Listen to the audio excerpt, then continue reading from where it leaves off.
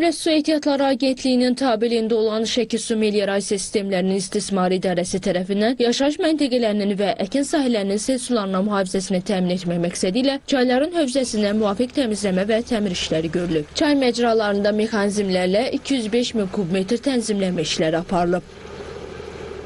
Hal-hazırda biz Şin çayı ərazisindəyik. Deməli, bu tədbirlər planda əsas şəhər ərazisində və kəndlərdə olan çay məcralarının təmizlənməsi, selə qarşı mübarizə tədbirlərinin görülməsi məsələdə bu gündəmdə durulan əsas məsələdir. Yay aylarında bu çaylarda xeyli problemlər olurdu.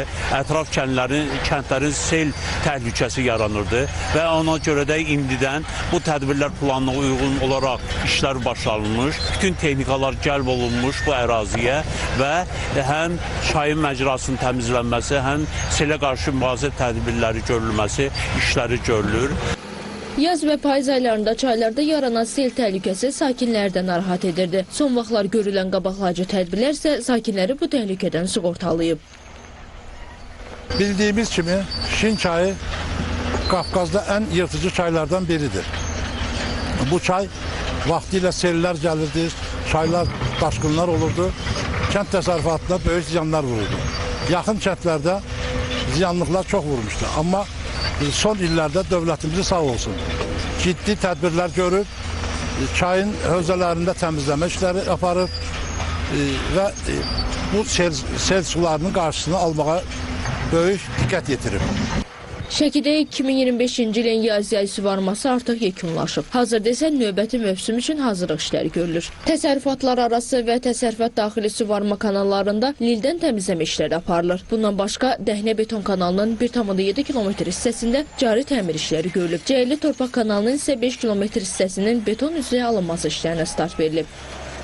İkinci məsələ, əsas məsələlərdən biri, deməli, kəndlərdə olan suvarma kanallarının lildən təmizlənməsi, qıraqlarının kol-çosdan təmizlənməsi məsələsidir. Hal-hazırda rayonun 12 ərazisində təmizlənmə işləri davam edir, texnikalar cəlb olunmuş ora.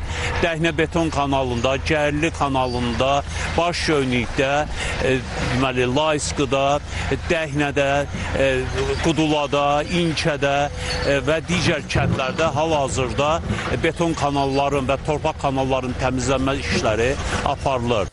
Şəki Su Meliorasiya Sistemlərinin İstismar İdarəsi tərəfindən su anbarlarına və su nasos stansiyalarına baxış keçirilib. Mövcud çaşmazlıqları aradan qaldırılıb. 2 nasos stansiyasında 34 ədəd mexaniki və elektrik avadanlıqlarında 15 subarteziyan quyularında yeni dalma nasosları quraşdırılıb. 29 subarteziyan quyusunda cari təmir işləri aparılıb. 2025-ci ildə Şəki rayonu uzun illərdir içməli sudan əziyyət çəkən Şirinbulaq kəndində 1 ədəd subarteziyan quyusu qazılaraq istismara verilib.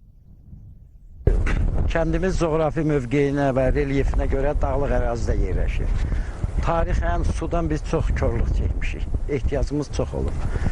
Kənd cəmaatı müraciətindən sonra aidiyyatı qurumlara gördüyünüz bu quyunu istismara verdilər. Çox təşəkkür edirik. Mən şəxsən kənd cəmaatı adından Su Ehtiyatları Agentliyinə minnətdarlığımı bildirirəm.